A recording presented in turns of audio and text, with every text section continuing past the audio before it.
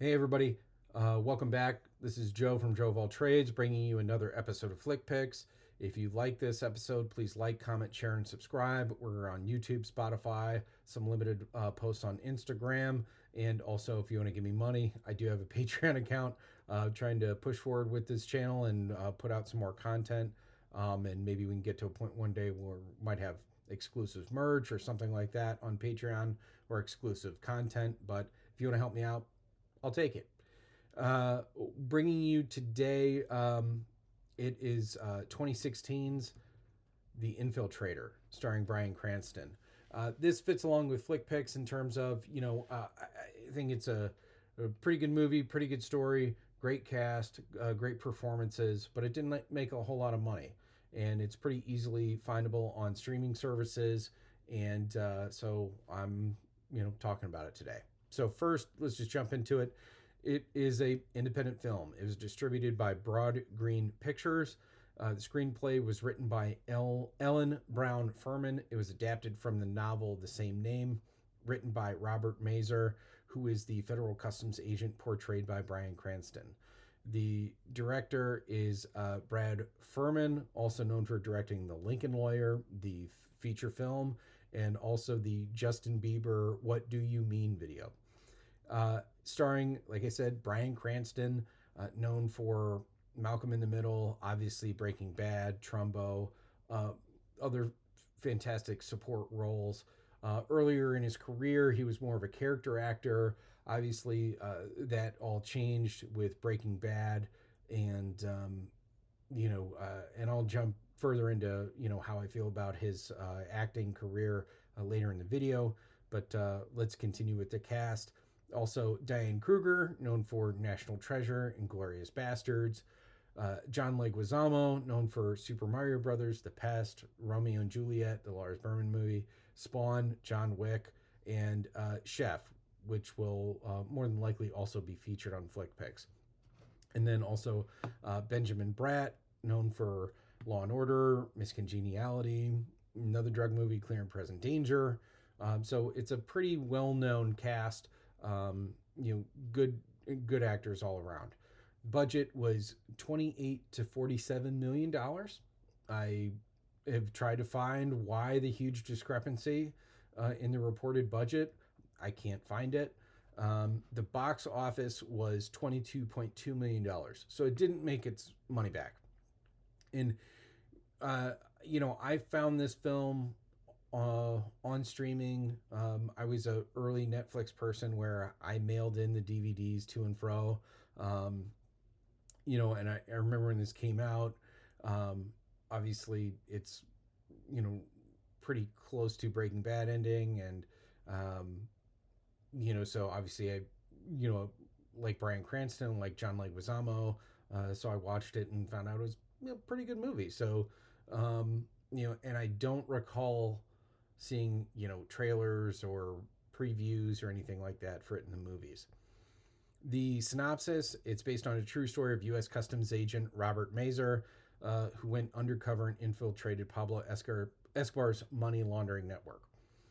The interesting thing about this movie is it's about a U.S. Customs agent. It's not the DEA, it's not the FBI, it's not the CIA, and also it also has to do with money laundering.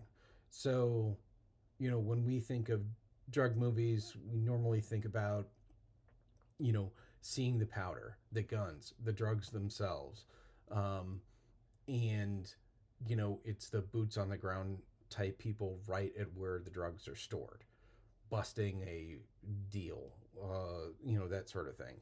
This movie isn't like that. I think it takes a pretty interesting approach to talking about, telling a story from, the 80s, drug trade, Pablo Escobar, that sort of stuff in terms of money laundering, in terms from a U.S. Customs agent.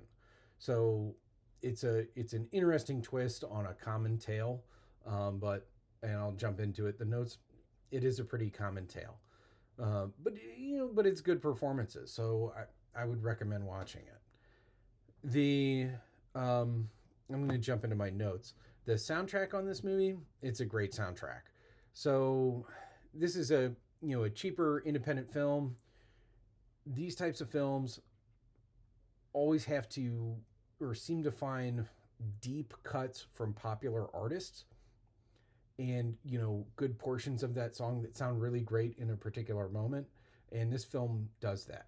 It's not like a big budget film with Martin Scorsese where he has the money to sample Gimme Shelter in any movie he wants, but it um, it finds great riffs, great portions of songs from great artists that you can recognize, and they sound really good.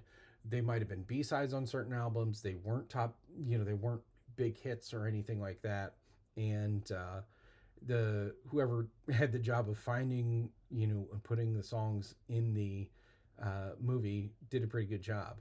And the reason for not being able to put in "Give Me Shelter" is because it costs more money because it's a more popular song. So um, finding great sounding songs from popular artists that may not be as famous or and cheaper, it's pretty good. So listen to the soundtrack as you watch the film.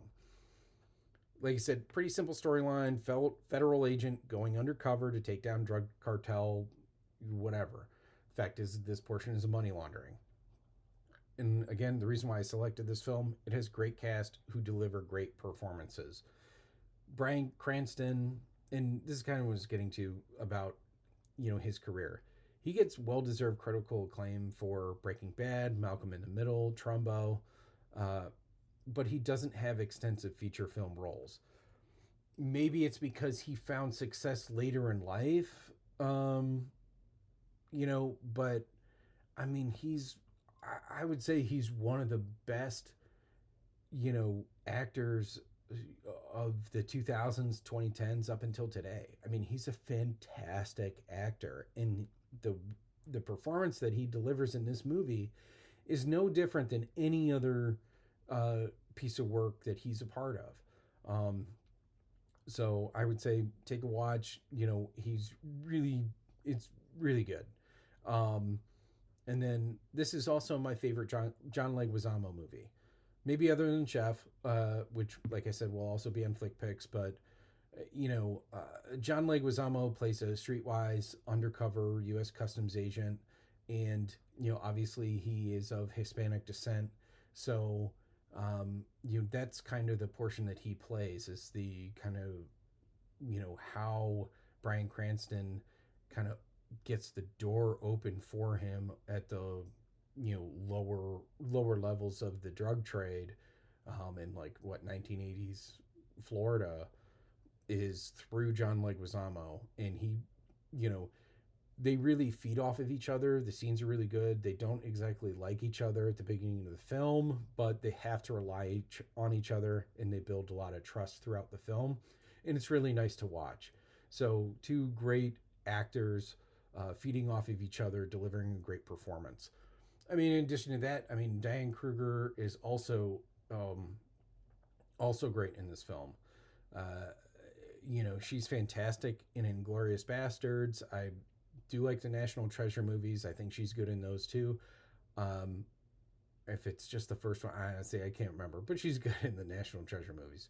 Um, but you know, you can see a furtherance of her acting prowess in this type of role. No different than Inglorious Bastards. So she does really well too. Um, the reception, it's 72% approval rating on Rotten Tomatoes. I think it's a little bit better than that. You can kind of tell that the set design, it's not super low budget, but I mean, if you're going back in time to 1980 South Florida and wherever else that the drug trade requires you to go, it's going to be a little expensive. So you can see here and there where maybe they cut some corners, but overall, I think it's a pretty good set design, and I think it does send you back to that era. Um, so, I think the 72%. I think it's a little underwhelming. Not very well deserved. I think in time, perhaps this film will get a better um, get a better reputation upon revisiting by professionals in the film industry and critics. So other fun facts. So the subject bank accounts that Bryan Cranston is necessarily going after in the movie, they were maintained by the CIA after this particular operation that the movie covers concludes. The money in the accounts were used to fund the Iran Contra affair and also the Taliban's fight against the Russians in Afghanistan. So, uh, that's kind of an interesting fact. And at the end of the movie, you think maybe there's a win there. However, um, if that's where the money went, maybe not from a historical retrospect. But I think all in all, it's a really good film. I think if you are going to visit the career of Bryan Cranston, of John Leguizamo, of Diane Kruger, I think that you do need to watch these films, or this film, sorry, and I think you'll appreciate it. So currently streaming on Tubi, Roku channel, Amazon Prime, Plex, Netflix, and Hulu. And just like any movie that I'm beginning to recognize by doing flick picks, is if it didn't make money, it's normally widely streaming to, I guess, attempts to make its money back. So I would say, uh, you know, take a look at this film. I liked it a lot. I liked it when I first saw it in 2016, and it's something. This is par for the course in terms of flick picks and what I'm trying to cover on the channel. So if you like this video, go ahead and like, comment, share, subscribe. If there's something that you would like me to cover on flick picks in the future, go ahead and leave it in the comment box below. And otherwise, I'll see you in the next episode, and thanks for watching.